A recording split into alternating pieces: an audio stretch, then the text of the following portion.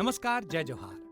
क्या आप भी गवर्नमेंट एग्जाम्स की तैयारी करना चाहते हैं? क्या आप भी मेमोरी टेक्निक्स और ट्रिक्स के जरिए बहुत ही कम समय में स्मार्ट स्टडी करना चाहते हैं? क्या आप चाहते हैं कि सीजी व्यापम टॉपर आपको पढ़ाए?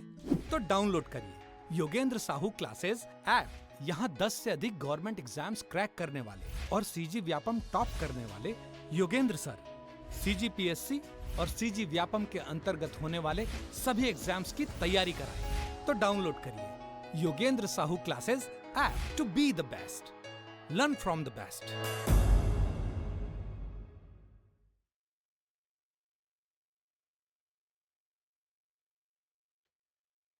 नमस्कार दोस्तों, योगेंद्र साहू ऑनलाइन क्लासेस में आपका स्वागत है। मैं आपका दोस्त, आपका होस्ट, आपका ट्यूटर दीपक आपका यहाँ स्वागत करता हूँ। हमारी संस्था द्वारा बहुत से विभिन्न एग्ज़ामों की तैयारी कराई जा रही है। वर्तमान में अभी आचार संहिता के बाद एग्ज़ाम चालू होने हैं, तो आप योगेंद्र साहू ऑनलाइन क्लासेस के साथ जुड़ के अपनी तैयारी को पुख्ता कर सकते हैं और उच्च स्तर पर लेकर जा सकते हैं। जैसा कि अभी हमारे इस सीरीज़ में पॉलिटी के एमसीक्यूज़ चल रहे हैं। पॉलिटी के एमसीक्यूज़ का जो पढ़ाने का फॉर्मेट है वो विश्लेषण प्लस सॉल्विंग मेथड पे किया जा रहा है। हम यहाँ क्वेश्चन तो सॉल्व करेंगे ही, साथ ही उस टॉपिक का संपूर्ण विश्लेषण करेंगे, डिस्कशन करेंगे। तो इस सीरीज़ में हमने राष्ट्रपति पार्ट 1 रिकॉर्ड किया था। तो राष्ट्रपति पार्ट 1 का जो वीडियो है, तकनीकी कारणों से उसमें कुछ आवाज़ और कुछ वीडियो क्वालिटी की परेशानी थी। तो बहुत से छात्रों ने कहा था कि सर इस वीडियो को फिर से रिकॉर्ड कर दीजिए या ये एमसीक्यूज़ फिर से करा दीजिए, क्योंकि वीडियो सही तरह से रिकॉर्ड नहीं हो पाया था तकनीकी कारणों से। तो उन बातों को कंसीडर करते हुए, उन बातों का समायोजन करते हुए हमने ये निर्धारित किया कि वो 15 क्वेश्चन हम राष्ट्रपति के फिर से आज कराएंगे। तो वो जो 15 क्वेश्चन जो तकनीकी कारणों से सही से रिकॉर्ड नहीं हो पाए थे, तो उनको वापस लेके आते हैं। आज का हमारा टॉपिक है राष्ट्रपति।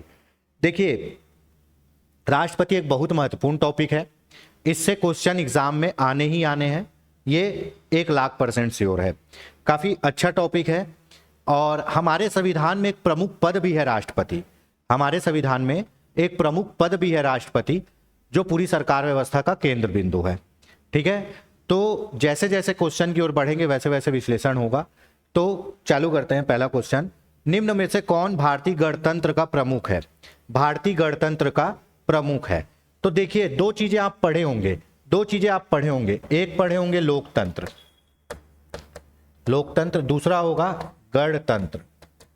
ठीक है, लोकतंत्र क्या होता है? जहां जनता अपनी सरकार चुनती है। हम पढ़े हैं जनता के द्वारा जनता के लिए चुना गया सरकार क्या कहलाता है? लोकतंत्र। अब बात आती गणतंत्र क्या है। देखिए, गणतंत्र मतलब राष्ट्र का सबसे प्रमुख आदमी, राष्ट्र का सबसे पहला आदमी जनता के द्वारा जब चुना जाएगा। गण मतलब जनता, राष्ट्र का सबसे प्रमुख आदमी, राष्ट्र का सबसे पहला आदमी जब जनता के द्वारा चुना जाएगा तो वो राष्ट्र कहलाएगा गणतंत्र। क्या कहलाएगा? गणतंत्र। ठीक है, वो राष्ट्र कहलाएगा गणतंत्र। तो हमारे यहां राष्ट्र का, पूरे भारत का पहला नागरिक कौन होता है दोस्तों? राष्ट्रपति। ठीक है, पूरी तीनों सेनाओं का प्रमुख कौन होता है दोस्तों? राष्ट्रपति। हमारे देश में पूरे काम किसके नाम से किए जाते हैं दोस्तों? राष्ट्रपति।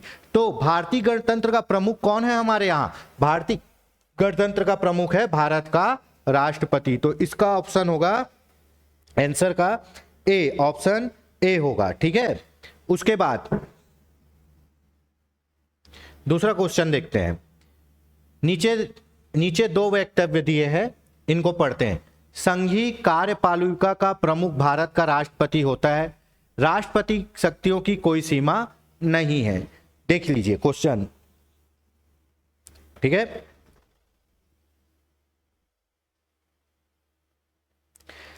चलिए अब देखते हैं। पहला कथन, संघीय कार्यपालिका का प्रमुख भारत का राष्ट्रपति होता है। बिल्कुल, भारत का राष्ट्रपति भारत की कार्यपालिका का प्रमुख होता है। देखिए दोस्तों, आपको पता है कि अनुच्छेद है ना, अनुच्छेद आप मौलिक कर्तव्य पढ़ लिए हो। मौलिक कर्तव्य में अनुच्छेद 51 का में है। अनुच्छेद 52 से क्या चालू होता है? राष्ट्रपति प्रारंभ होता है। कहां से? अनुच्छेद 52 से। अनुच्छेद 52 में कहा गया है क्या होगा? भारत का राष्ट्रपति होगा। क्या होगा? भारत का एक राष्ट्रपति होगा। अनुच्छेद 52 में भारत का एक राष्ट्रपति। अनुच्छेद 52 में, अनुच्छेद 53 में कहा गया है, ठीक है, राष्ट्रपति क्या कहा गया है, राष्ट्रपति संघ की कार्यपालिका का प्रमुख होगा, संघ की कार्यपालिका का प्रमुख, ठीक है, संघ की कार्यपालिका का प्रमुख कौन होगा, भारत का राष्ट्रपति होगा, ठीक है, संघ की कार्यपालिका का प्रमुख भारत का राष्ट्रपति होगा और वह अपनी शक्तियों का प्रयोग स्वयं या अपने अधीनस्थों द्वारा कराएगा, ठीक है। तो यहां पे अनुच्छेद 53 की बात कही गई है। संघ की कार्यपालिका का प्रमुख कौन होता है, भारत का राष्ट्रपति होता है। राष्ट्रपति शक्तियों की कोई सीमा नहीं होती, ये क्वेश्चन गलत है दोस्तों। राष्ट्रपति की शक्तियों की सीमा होती है। बहुत से ऐसे कार्य हैं जिनको राष्ट्रपति मंत्रिपरिषद मंत्रिमंडल की सलाह पे ही करेगा, खुद से नहीं करेगा। अगर सीमा नहीं होती तो वो तो तानाशाह हो जाता, अगर राष्ट्रपति के शक्तियों की सीमा नहीं होती तो तानाशाह हो जाता। पर हमारे भारत का राष्ट्रपति प्रधानमंत्री और उनके मंत्रिमंडल की सलाह से काम करता है कई बार, तो ये क्या है, ये गलत है। तो इसका ऑप्शन होगा ऑप्शन सी, ए सही है किंतु आर गलत है। देखिए मैं 2-3 बातें बता दे रहा हूं। अनुच्छेद 52 में कहा गया है भारत का एक राष्ट्रपति होगा, अनुच्छेद 53 में कहा गया है राष्ट्रपति संघ की कार्यपालिका शक्ति का प्रमुख होगा। अनुच्छेद 54 में कहा गया है राष्ट्रपति का निर्वाचन मंडल, कौन राष्ट्रपति को वोट डालेगा। अनुच्छेद 55 में कहा गया है निर्वाचन की रीति, किस रीति से, किस नियम से राष्ट्रपति का चुनाव होगा। तो राष्ट्रपति का चुनाव होता है अनुपातिक प्रतिनिधित्व की एकल संक्रमणी मत प्रणाली। अनुच्छेद 55 में राष्ट्रपति के निर्वाचन की रीति कही गई है, तो निर्वाचन की रीति होती है अनुपातिक प्रतिनिधित्व की एकल संक्रमणी मत प्रणाली। 56 में क्या कहा गया है, 56 में कहा गया है दोस्तों राष्ट्रपति का कार्यकाल, राष्ट्रपति का कार्यकाल क्या कहा गया है 5 साल। उसके बाद 57 में कहा गया है राष्ट्रपति के पुनर्निर्वाचित होने के लिए क्या पात्रताएं होंगी। तो भारत में राष्ट्रपति कितने बार भी दोबारा राष्ट्रपति बन सकता है। हमारे यहाँ राष्ट्रपति बनने की कोई सीमा नहीं है, लेकिन अमेरिका में 2 साल तक ही अमेरिका में कोई व्यक्ति 2 साल तक ही राष्ट्रपति बन सकता है ना, और 2 बार बन सकता है, मतलब 4 साल तक राष्ट्रपति बन सकता है, ठीक है। तो कोई व्यक्ति अमेरिका में 2 बार राष्ट्रपति बन सकता है, भारत में अनलिमिटेड बार बन सकता है। उसके बाद 58 में कहा गया है राष्ट्रपति निर्वाचित होने के लिए अहर्ताएं, क्या क्या योग्यताएं होनी चाहिए राष्ट्रपति निर्वाचित होने के लिए। 59 में क्या कहा गया है राष्ट्रपति पद की शर्तें। 60 में राष्ट्रपति का शपथ और 61 में राष्ट्रपति का महाभियोग, ठीक है। तो ये हो गए पूरे अनुच्छेद, इसका ऑप्शन होगा सी। जैसे जैसे क्वेश्चन आएंगे अपन वैसे वैसे डिस्कशन करते जाएंगे, ठीक है। भारत के राष्ट्रपति अपनी शक्तियों का प्रयोग करते हैं। यहां बात हो रही है दोस्तों वापस अनुच्छेद 53 की, है ना। संघ की कार्यपालिका शक्ति का प्रमुख कौन होगा, राष्ट्रपति, और राष्ट्रपति अपनी शक्तियों का प्रयोग स्वयं या अपने अधिकारियों द्वारा कराएगा। ऐसा अनुच्छेद 53 में कहा गया है कि राष्ट्रपति स्वयं या अपने अधीनस्थों द्वारा अपनी शक्तियों का प्रयोग कराएगा। तो इसका ऑप्शन होगा ऑप्शन ए। आप लोग इसमें प्रधानमंत्री मंत्री मत मार देना, राष्ट्रपति अपनी शक्तियों का प्रयोग स्वयं या अपने अधीनस्थ अधिकारियों द्वारा कराता है, ठीक है। उसके बाद भारत का कार्यपालिका अध्यक्ष होता है कौन, भारत का कार्यपालिका अध्यक्ष होता है राष्ट्रपति, ठीक है। देखिए अनुच्छेद 53 में कहा है संघ की कार्यपालिका शक्ति का प्रमुख कौन होगा, राष्ट्रपति। यहां 2 टाइप की बातें दोस्तों मैं समझा रहा हूं, एकदम आराम से समझिएगा। देखिए संघ की कार्यपालिका शक्ति का प्रमुख कौन होगा, राष्ट्रपति। पर राष्ट्रपति क्या होता है, नाम मात्र का प्रमुख होता है। राष्ट्रपति क्या होता है, नाम मात्र का प्रमुख होता है। और संघ की कार्यपालिका की वास्तविक प्रमुख, जिसके पास सच में पावर है, जो काम करता है, वो कौन है, प्रधानमंत्री और उसकी मंत्रिपरिषद, ठीक है। देखिए हमारे यहाँ जितने भी काम होते हैं वो किसके नाम से होते हैं, राष्ट्रपति के। लेकिन उन कामों को करता कौन है दोस्तों, उन कामों को करता है प्रधानमंत्री और उनकी मंत्रिपरिषद। नाम किसका चल रहा है, राष्ट्रपति का। तो ये क्या हो गया, नाम मात्र का प्रमुख, लेकिन काम कौन कर रहा है, प्रधानमंत्री और उसकी मंत्रिपरिषद। तो वो वास्तविक प्रमुख हो गए। 2 चीजें पूछता है हमेशा कि संघ की कार्यपालिका शक्ति का प्रमुख कौन है, तो राष्ट्रपति है। लेकिन पूछेगा जब संघ की कार्यपालिका शक्ति का वास्तविक प्रमुख, रियल में पावर किसके पास है, तो प्रधानमंत्री और उसकी मंत्रिपरिषद, ठीक है। अब इसको एक एग्जांपल से समझते हैं। आपके यहां शादी हो रही है, तो आपके दादा भी हैं, पापा भी है। शादी में सबसे पहले नाम किसका छपेगा, दादा का, ठीक है। सबको निमंत्रण किसके नाम से जाएगा, दादा के नाम से जाएगा, ठीक है दोस्तों, लेकिन पूरी शादी का खर्चा, पूरे शादी का मैनेजमेंट कौन करता है? पापा करते हैं। तो नाम किसका चल रहा है? दादा का। तो दादा मतलब राष्ट्रपति, वो नाम मात्र का प्रमुख होगा। और वास्तविक में खर्चा कर रहा है और पूरा काम कौन कर रहा है? पापा कर रहे हैं। तो वो क्या होंगे? वास्तविक प्रमुख होंगे। तो संघ की कार्यपालिका का अध्यक्ष तो राष्ट्रपति होता है, लेकिन वास्तविक प्रमुख कौन होता है? प्रधानमंत्री। और जब नॉर्मल पूछेगा कि कार्यपालिका का अध्यक्ष कौन होता है, तो आपको किसको लेना है? आपको लेना है राष्ट्रपति को। ठीक है, चलिए आगे देखते हैं। संविधान के निम्नलिखित अनुच्छेदों में से किस एक अनुच्छेद के अंतर्गत संघ की कार्यपालिका शक्ति राष्ट्रपति में निहित है? ठीक है, तो देखिए दोस्तों, अनुच्छेद देखते हैं। अनुच्छेद 51 क्या है? अनुच्छेद 51 है अंतरराष्ट्रीय संधि और अंतरराष्ट्रीय संबंधों में क्या योगदान। ये किसमें है? ये आपका मौलिक कर्तव्य में है।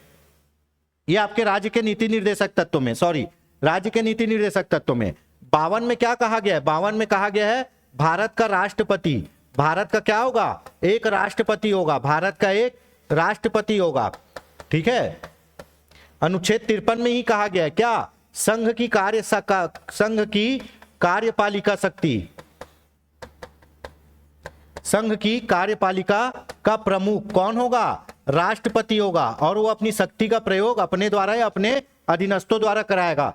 54 में क्या कहा गया है ना? निर्वाचन मंडल किसका? राष्ट्रपति का। राष्ट्रपति का निर्वाचन मंडल किसमें कहा गया है? अनुच्छेद 54 में। राष्ट्रपति के निर्वाचन में कौन भाग लेता है? संसद के दोनों सदनों के निर्वाचित सदस्य, राज्य विधानसभा के निर्वाचित सदस्य, दिल्ली पौंडीचेरी के विधानसभा के निर्वाचित सदस्य। सभी निर्वाचित सदस्य ही भाग लेंगे, मनोनीत सदस्य नहीं।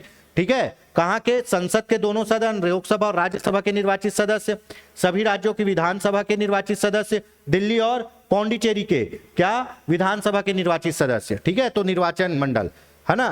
तो इसका ऑप्शन होगा क्या? किस अनुच्छेद के अंतर्गत संघ की कार्यपालिका शक्ति राष्ट्रपति में निहित है? तो अनुच्छेद 53। किसके अंतर्गत? अनुच्छेद 53 के अंतर्गत।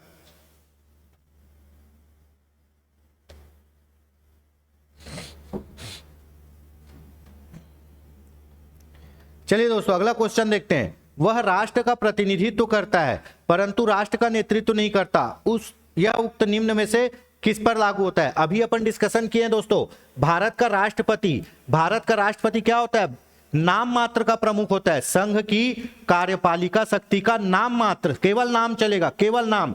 स्टैंप उनके नाम के लगेंगे, किनके? राष्ट्रपति के नाम के स्टैंप लगेंगे। हमारे यहाँ कोई भी संधि समझौता होता है वो राष्ट्रपति के नाम से होता है, पर उसको करता कौन है? उसको करता है प्रधानमंत्री। उसको एग्जीक्यूट कौन करता है? प्रधानमंत्री करता है। पर नाम किसका चलता है? राष्ट्रपति का चलता है। तो राष्ट्रपति प्रतिनिधित्व को तो करता है, नाम तो चल रहा है, परंतु नेतृत्व नहीं करता। नेतृत्व कौन करता है? नेतृत्व करता है राष्ट्रपति। सेम जैसे युद्ध में आपका प्रतिनिधित्व कौन करता है? सबसे आगे राजा का नाम चलेगा, लेकिन एक्चुअल में सेना के साथ पूरा लड़ाई कौन करता है? सेनापति करता है। तो सेम वही बात है, हमारे यहाँ नाम मात्र का प्रमुख है राष्ट्रपति, नाम चलेगा राष्ट्रपति का, लेकिन वास्तव में काम कौन करता है? प्रधानमंत्री। इसीलिए राष्ट्रपति को नाम मात्र का प्रमुख कहा जाता है और प्रधानमंत्री को वास्तविक प्रमुख।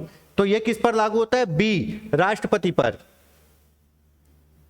भारत के राष्ट्रपति का निर्वाचन किस प्रकार होता है दोस्तों? किस प्रकार होता है बताइए?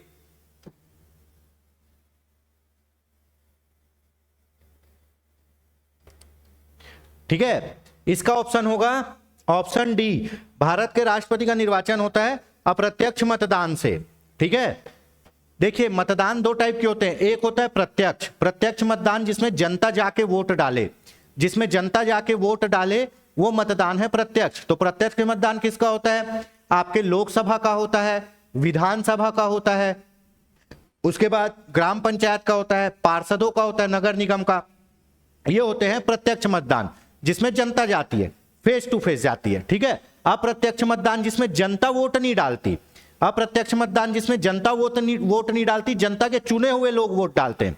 जैसे राज्यसभा का मतदान है ना, राष्ट्रपति का मतदान, उपराष्ट्रपति का मतदान। तो राष्ट्रपति के लिए आप लोग वोट करने जाते हो क्या? नहीं जाते। हम लोग राष्ट्रपति के लिए वोट करने जाते हैं क्या? नहीं जाते। राष्ट्रपति के लिए वोट कौन करता है दोस्तों? राष्ट्रपति के लिए वोट करता है सबसे पहले राज्यसभा के चुने हुए निर्वाचित सदस्य, मनोनीत नहीं, केवल निर्वाचित, राज्यसभा के निर्वाचित सदस्य, उसके बाद सेम लोकसभा के निर्वाचित सदस्य, ठीक है, चुने हुए सदस्य, उसके बाद राज्यों की विधानसभा के निर्वाचित सदस्य, जितने राज्यों में विधानसभा है सब राज्यों की विधानसभा के निर्वाचित सदस्य लोग वोट डालेंगे। उसके बाद 2 केंद्र शासित प्रदेश में क्या है, विधानसभा है, किसमें, दिल्ली और पौंडीचेरी में। तो दिल्ली और पौंडीचेरी के विधानसभा के निर्वाचित सदस्य, तो लोकसभा के निर्वाचित सदस्य, राज्यसभा के निर्वाचित सदस्य, विधानसभा के निर्वाचित सदस्य, दिल्ली और पौंडीचेरी के विधानसभा के निर्वाचित सदस्य, इन लोग वोट डालते हैं किसमें, राष्ट्रपति के चुनाव में। इन लोग वोट डालते हैं राष्ट्रपति के चुनाव में, और इसी को कहा जाता है राष्ट्रपति के चुनाव का निर्वाचन मंडल, जो है अनुच्छेद 54 में, क्या, राष्ट्रपति का निर्वाचन मंडल, राष्ट्रपति का निर्वाचन मंडल। निर्वाचन मतलब चुनने वाले लोग, निर्वाचन मंडल मतलब चुनने वाले लोग। तो राष्ट्रपति को जो वोट डालते हैं, कौन वोट डालेगा, उसकी जानकारी दी गई है अनुच्छेद 54 में। 52 में कहा गया भारत का एक राष्ट्रपति होगा, 53 में कहा है कि राष्ट्रपति संघ की कार्यपालिका का शक्ति का प्रमुख होगा, 54 में कहा है राष्ट्रपति का निर्वाचन मंडल, मतलब जिन लोग राष्ट्रपति के चुनाव में वोट डालेंगे, कौन डालेगा, लोकसभा के निर्वाचित सदस्य, राज्यसभा के निर्वाचित सदस्य, है ना, सभी राज्यों के विधानसभा के निर्वाचित सदस्य, दिल्ली और पौंडीचेरी के विधानसभा के निर्वाचित सदस्य, है ना। और ये वोट कौन डालते हैं, इन लोग डालेंगे, हम तो वोट डाले नहीं है। तो ये कौन सा मतदान है, अप्रत्यक्ष मतदान है, इसीलिए इसका ऑप्शन होगा ऑप्शन डी। चलिए, बहुत अच्छा क्वेश्चन आया है दोस्तों, देख लेते हैं। राष्ट्रपति के निर्वाचन मंडल कौन से अनुच्छेद में है, अनुच्छेद 54 में राष्ट्रपति का अनुच्छेद 54 में राष्ट्रपति का निर्वाचन मंडल, और अनुच्छेद 55 में राष्ट्रपति के चुनाव की रीति, मतलब राष्ट्रपति का चुनाव के नाम क्या है, तो राष्ट्रपति के चुनाव का नाम है अनुपातिक प्रतिनिधित्व की एकल संक्रमणीय मत प्रणाली। अनुच्छेद 55 में राष्ट्रपति के चुनाव का नाम है अनुपातिक प्रतिनिधित्व की एकल संक्रमणीय मत प्रणाली, और अनुच्छेद 54 में उन लोगों का डिस्कशन है जो राष्ट्रपति के चुनाव में वोट डालेंगे। तो कौन डालता है, ठीक है, संसद के दोनों सदनों के निर्वाचित सदस्य, बिल्कुल सही है, संसद के दोनों सदनों के निर्वाचित सदस्य डालेंगे। राज्य विधान मंडलों के दोनों सदनों के निर्वाचित सदस्य नहीं, राज्य विधान मंडल नहीं जी, राज्य विधान सभा, राज्य विधान सभा, सभी राज्यों के विधानसभाओं के निर्वाचित सदस्य, दिल्ली और पौंडीचेरी विधानसभाओं के निर्वाचित सदस्य। तो 1, 3 और 4, 1, 3 और 4, इसका ऑप्शन होगा ऑप्शन डी। आपको बताया ना कि राष्ट्रपति के निर्वाचन मंडल में कौन होते हैं, संसद, लोकसभा और राज्यसभा दोनों के निर्वाचित सदस्य, सभी राज्यों की विधानसभा के निर्वाचित सदस्य, दिल्ली और पौंडीचेरी विधानसभा के निर्वाचित सदस्य। यहां बोला है विधान मंडल, जैसे केंद्र में लोकसभा और राज्य होती है, कई राज्यों में 2 सदन होते हैं, विधानसभा और विधान परिषद। जैसे केंद्र में लोकसभा और राज्यसभा होती है, वैसे ही राज्यों में भी कई राज्यों में 2 सदन होते हैं, विधानसभा और विधान परिषद। वर्तमान में 6 राज्यों में है विधानसभा और विधान परिषद, ठीक है। यहां पे है विधानसभा और विधान परिषद, तो विधानसभा और विधान परिषद को मिला के विधान मंडल बोल देते हैं, ठीक है। और विधानसभा मतलब केवल विधानसभा, तो इसका ऑप्शन होगा डी, 1, 3, 4। भारतीय संविधान के 70वें संशोधन द्वारा भारत के राष्ट्रपति के चुनाव में जिन 2 केंद्र शासित प्रदेशों को भाग लेने का अधिकार दिया गया, वो कौन सा था,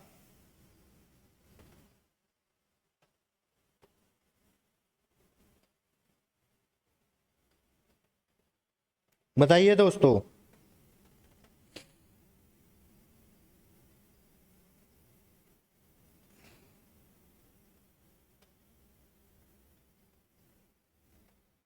ठीक है, तो देखिए 70वें संविधान संशोधन 1992 के द्वारा, है ना, 70वें संविधान संशोधन 1992 के द्वारा 2 केंद्र शासित प्रदेशों को, 2 केंद्र शासित प्रदेश जहां पे विधानसभा है, 2 केंद्र शासित प्रदेश जहां पे विधानसभा है, कौन कौन सा, दिल्ली और पुडुचेरी, दिल्ली और पुडुचेरी की विधानसभा को निर्वाचित सदस्यों को राष्ट्रपति के मतदान में भाग लेने का अधिकार दिया गया, ठीक है। ये लागू कब से हुआ, 1995 से लागू हुआ, ठीक है। ये लागू कब से हुआ, 1995 से, पास कब हुआ था, 1992 में। तो 70वें संविधान संशोधन द्वारा 2 केंद्र शासित प्रदेशों को राष्ट्रपति के चुनाव में भाग लेने का अधिकार दिया गया, और वो कौन सा था, वो था दिल्ली और पुडुचेरी, ठीक है।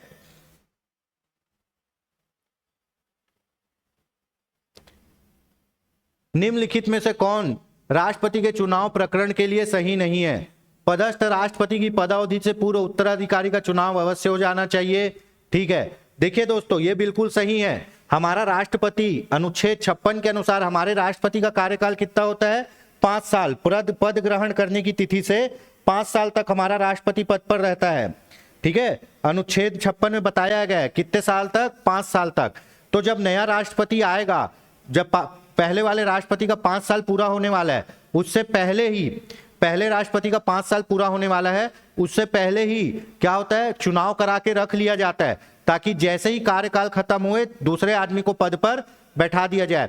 देखिए जो दोस्तों, कुछ पोस्ट ऐसे होते हैं जो कभी खाली नहीं रहने चाहिए, जैसे राष्ट्रपति, लोकसभा अध्यक्ष, राज्यपाल, इनके पद खाली नहीं रहते हैं, है ना, इनको हमेशा भरा ही रखा जाता है।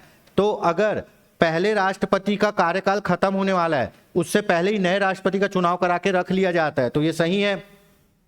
राष्ट्रपति अपना पदभार ग्रहण करने की तिथि से 5 वर्ष तक पद पर रहेंगे। ठीक है, ये भी सही है। देखिए दोस्तों, कई बार पूछा जाता है कि कार्यकाल की गणना कब से की जाती है?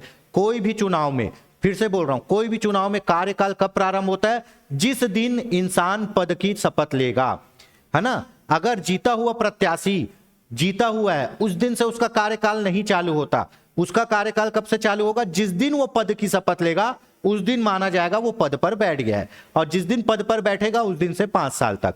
तो किसी भी पद का कार्यकाल कब प्रारंभ होता है? जिस दिन शपथ ग्रहण होता है या पद ग्रहण होता है। पद कैसे ग्रहण होगा? शपथ के द्वारा होगा। ठीक है, राष्ट्रपति का उत्तराधिकारी आने तक कार्यकाल की समाप्ति पर भी वह पद पर बना रहेगा।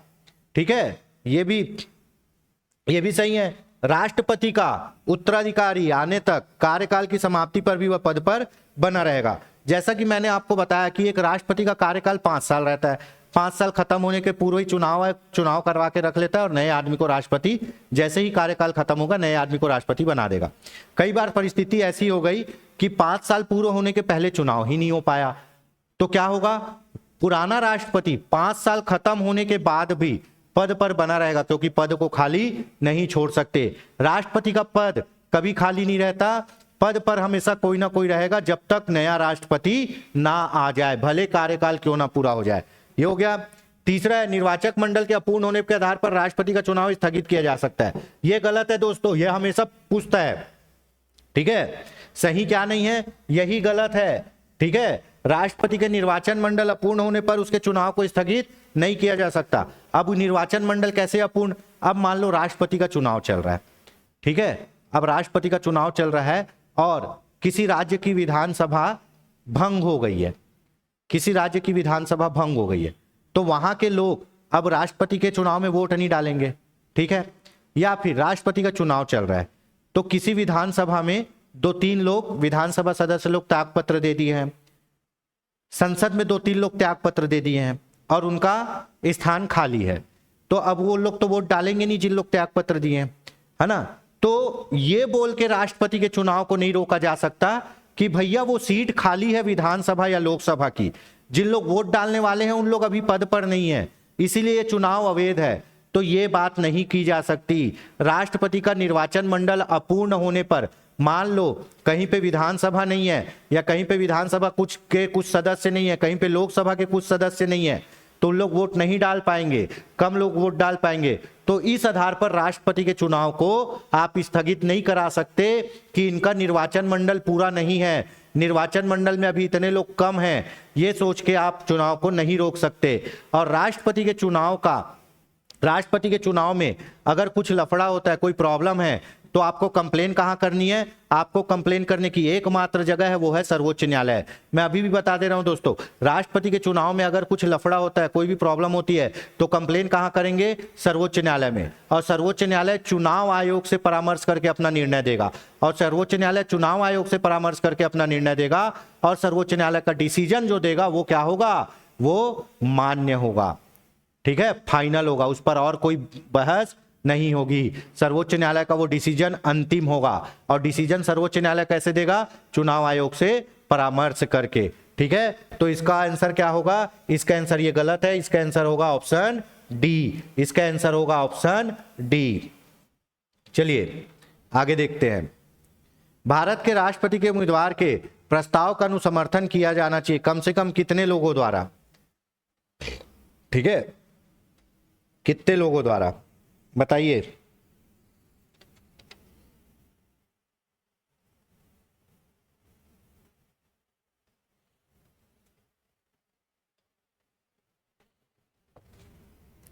देखिए, अभी राष्ट्रपति के चुनाव लड़ने के लिए आपको 50 प्रस्तावक और 50 अनुमोदक की जरूरत है।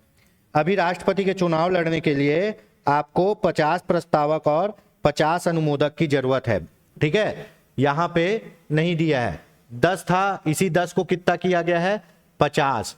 ठीक है, 1997 के पूर्व 1997 के पूर्व कितने लोगों की जरूरत पड़ती थी? 10 निर्वाचक की और 10 अनुमोदक की।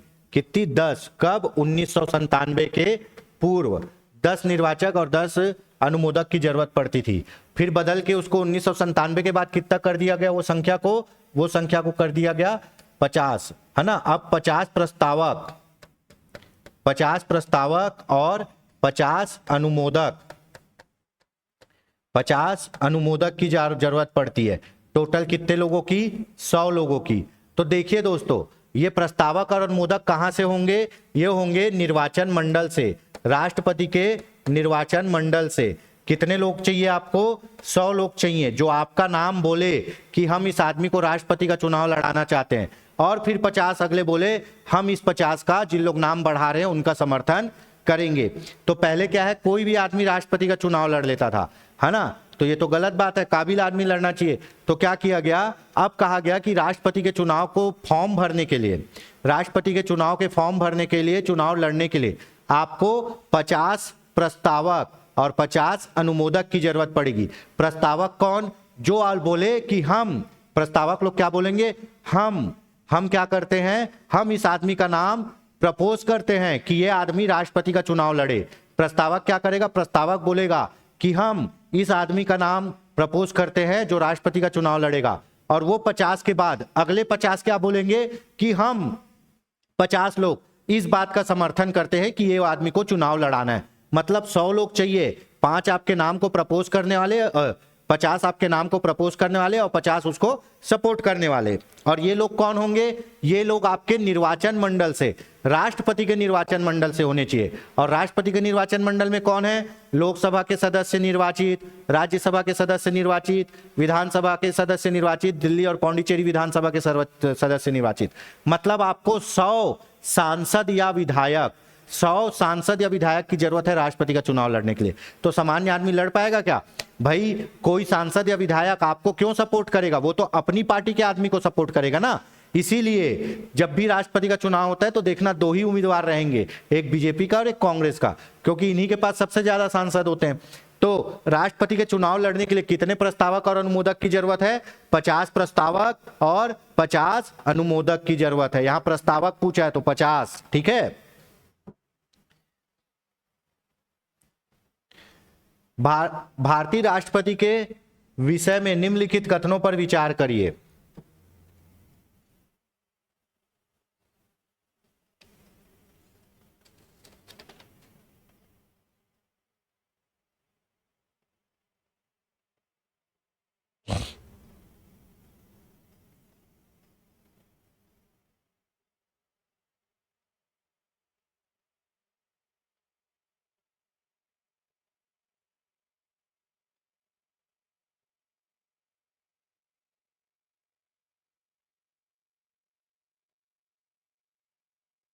ठीक है, चलिए भारतीय राष्ट्रपति के विषय में निम्नलिखित कथनों पर विचार करिए।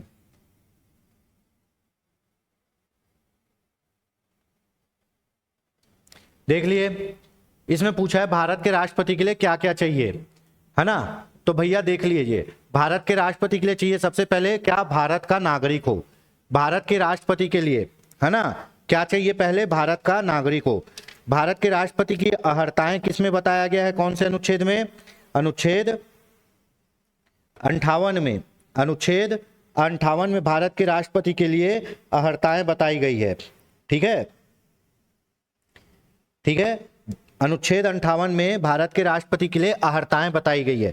भारत के राष्ट्रपति बनने के लिए क्या क्या होना चाहिए, भारत के राष्ट्रपति बनने के लिए क्या क्या होनी चाहिए, ये बात कहाँ बताई गई है, ये अनुच्छेद 58 का क्वेश्चन है। भारत 58 में क्या किया गया है, राष्ट्रपति के लिए अहर्ताएं, मतलब राष्ट्रपति में क्या क्या चीज होनी चाहिए तभी वो चुनाव लड़ पाएगा। तो पहला है क्या, भारत का नागरिक, ठीक है, भारत का नागरिक होना चाहिए, उस आदमी को क्या होना चाहिए, भारत का नागरिक होना चाहिए, ठीक है। दूसरा क्या है, 35 वर्ष की आयु, 35 वर्ष की आयु पूरी कर चुकी होनी चाहिए, 35 वर्ष पूरा होना चाहिए। तीसरा क्या है, तीसरा है लोकसभा का सदस्य बनने की योग्यता, लोकसभा का सदस्य बनने की योग्यता, लोकसभा सदस्य बनने की योग्यता, बनने की योग्यता, ठीक है। फिर क्या है आपका 50 प्रस्तावक और 50 अनुमोदक, 50 प्रस्तावक और 50 अनुमोदक होना चाहिए, ठीक है। तब आदमी राष्ट्रपति का चुनाव के पद के लिए क्या होगा, राष्ट्रपति के चुनाव के पद के लिए वो आदमी क्या होगा, योग्य होगा। तो देखिए भाई, यही पूछा है राष्ट्रपति के क्या है, तो देखिए पहला गलत है। क्यों, उसे केवल भारत का नागरिक होना चाहिए, भले वो भारत में पैदा हो या ना हो। दोस्तों, भारत की नागरिकता अगर उसके पास है, आप नागरिकता कैसे लेते हैं ये आप पहले के वीडियो में देख चुके हैं।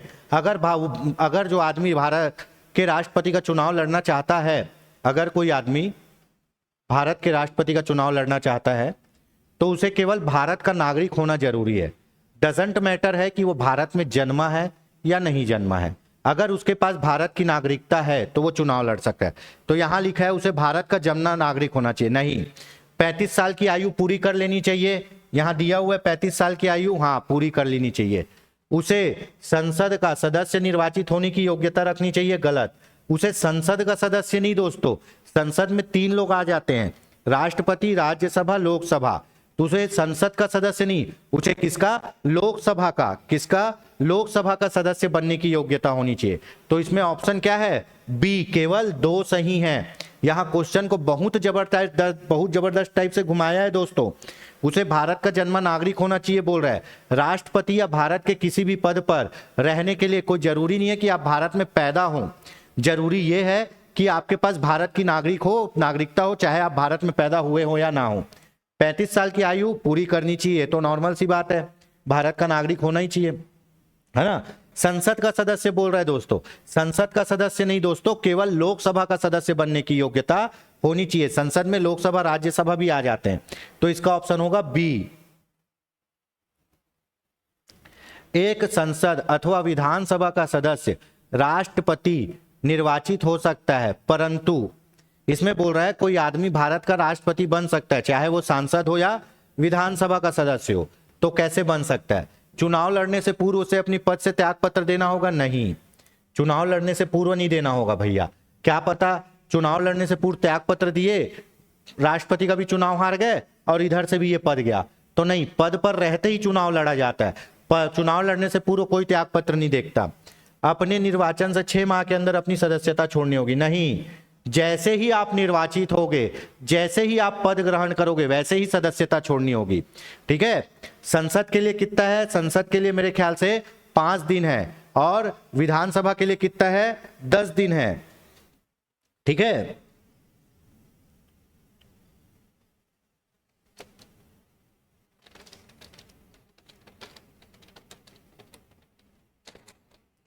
अगर कोई व्यक्ति विधानसभा का सदस्य है, अगर कोई व्यक्ति विधानसभा का सदस्य है और वो राष्ट्रपति निर्वाचित होता है, तो बेस्ट ऑफ माय नॉलेज कि उसको 10 दिन के अंदर अपना पद छोड़ना होगा, ठीक है। और अगर कोई व्यक्ति सांसद है, लोकसभा या राज्यसभा का सदस्य है, तो उसे 5 दिन या 7 दिन में अपना पद छोड़ना होगा।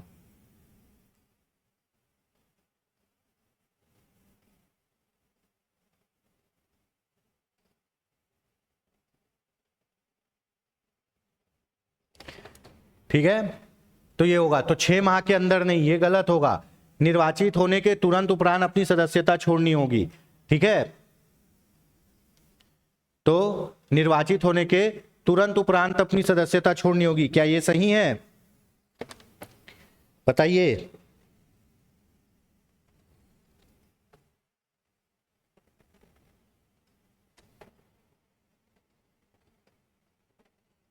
ठीक है।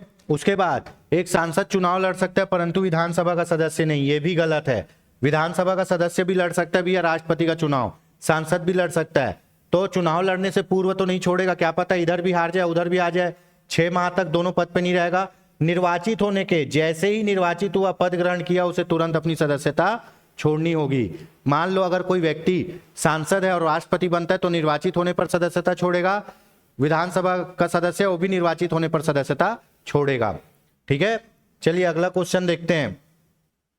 भारतीय संविधान का कौन सा अनुच्छेद राष्ट्रपति पद के पुनर्निर्वाचन की योग्यता निर्धारित करता है ना दोस्तों? आपको बताया हूं मैं, अनुच्छेद 52 में क्या कहा गया है, भारत का एक राष्ट्रपति होगा। अनुच्छेद 54 में क्या कहा गया है, राष्ट्रपति का निर्वाचन मंडल। अनुच्छेद 55 में क्या कहा गया है, निर्वाचन की रीति। 56 में क्या कहा गया है, कार्यकाल। 57 में क्या कहा गया है, पुनर्निर्वाचन की योग्यता। पुनर्निर्वाचन की योग्यता कौन से अनुच्छेद में है दोस्तों?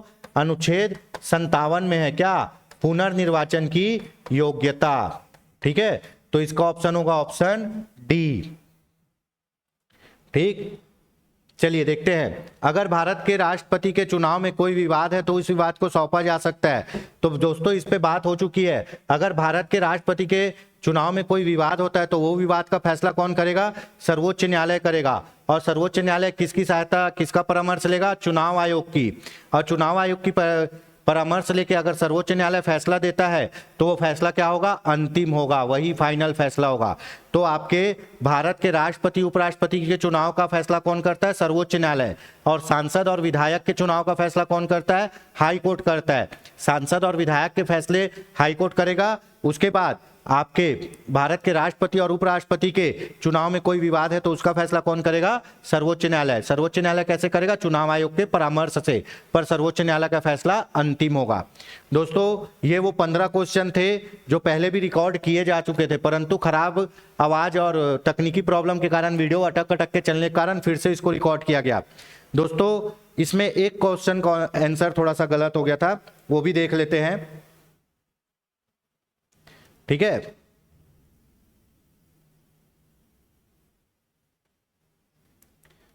हाँ एक क्वेश्चन था, सर्वसम्मति से निर्वाचित होने वाले राष्ट्रपति। देखिए आपके राष्ट्रपति में ऐसा कौन सा राष्ट्रपति है जो निर्विरोध निर्वाचित हुआ है? राष्ट्रपति में कौन सा राष्ट्रपति निर्विरोध निर्वाचित हुआ है? ठीक है, तो देखिए इसमें आपके नीलम संजीव रेड्डी जी, इसमें वीवी गिरी ऑप्शन बता दिया था मैं। नीलम संजीव रेड्डी जी क्या है? निर्विरोध।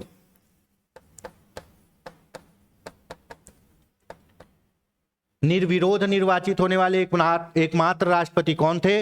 नीलम संजीव रेड्डी, है ना। और एकमात्र राष्ट्रपति जिनके चुनाव में दूसरे चक्र की गणना करनी पड़ी, एकमात्र राष्ट्रपति जिनके चुनाव में पहले बार में वो चुनाव नहीं जीत पाए, फिर से दूसरे चक्र की जब गणना हुई तब चुनाव जीते, वो कौन है? वीवी गिरी। वीवी गिरी के चुनाव में दोबारा गिनती करना पड़ा, दूसरे चक्र की गणना करनी पड़ी, है ना। वो हो गया दूसरे एकमात्र राष्ट्रपति जो निर्विरोध निर्वाचित हुए। कौन है वो? नीलम संजीव रेड्डी। नीलम संजीव रेड्डी जब पहली बार चुनाव लड़े तो हार गए, फिर दोबारा समय जब दोबारा चुनाव लड़े तो निर्विरोध जीत गए। सोचो, पहली बार हार गए फिर निर्विरोध जीत गए।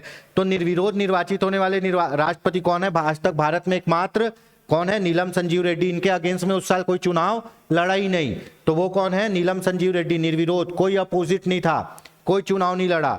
ठीक है, तो निर्विरोध निर्वाचित होने वाले हैं नीलम संजीव रेड्डी।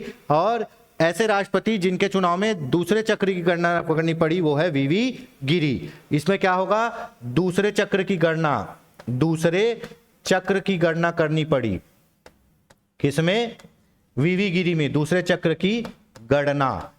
वीवी गिरी में वीवी 2 बार है तो 2 बार गिनती हुआ, वोटिंग का 2 बार गिनती हुआ, वीवी 2 बार वोटिंग का गिनती हुआ है। ठीक है, वीवी गिरी में नीलम संजीव रेड्डी निर्विरोध चुने गए। पहले जब चुनाव लड़े थे तो हार गए थे, दोबारा लड़े तो इनके अपोजिट में कोई खड़ा ही नहीं हुआ और ये हो गए निर्विरोध। तो ये क्वेश्चन के आंसर गलत लग गया था। ठीक है, उसके लिए क्षमा चाहते हैं, इसको सुधार लीजिएगा। तो दोस्तों आज के लिए इतना ही, है ना। बहुत से स्टूडेंट ने कमेंट किया था, ऐप में भी यूट्यूब में भी पर्सनल मैसेज भी किए थे कि सर इसका एक पार्ट है जिसमें वीडियो ढंग से नहीं चल रहा है, तो हमने सोचा क्यों ना पूरा सीरीज कंप्लीट रहे, तो इस वीडियो को वापस फिर से रिकॉर्ड किए हैं। इसी तरह आप योगेंद्र साहू ऑनलाइन क्लासेस के साथ बने रहिए, है ना। आपके कोई भी डाउट होते हैं आप कमेंट में पूछ सकते हैं। आप चैनल को लाइक करिए, सब्सक्राइब करिए, वीडियो को अधिक से अधिक लोगों के साथ शेयर करिए ताकि सभी को ज्ञान मिल सके। देखिए दोस्तों, यकीन मानिए कि योगेंद्र साहू ऑनलाइन क्लासेस आपके साथ हमेशा मुस्तैदी से खड़ा है और हमेशा आपके पीछे खड़ा है और खड़ा रहेगा। यकीन मानिए हम आगे चलकर एक साथ मिलकर बहुत कुछ अच्छा करेंगे। आपके उज्जवल भविष्य की कामना के साथ मैं यहीं अपनी वाणी को विराम देता हूं। जय हिंद, जय भारत, जय छत्तीसगढ़। खुश रहिए, स्वस्थ रहिए, सफल रहिए। जय हिंद।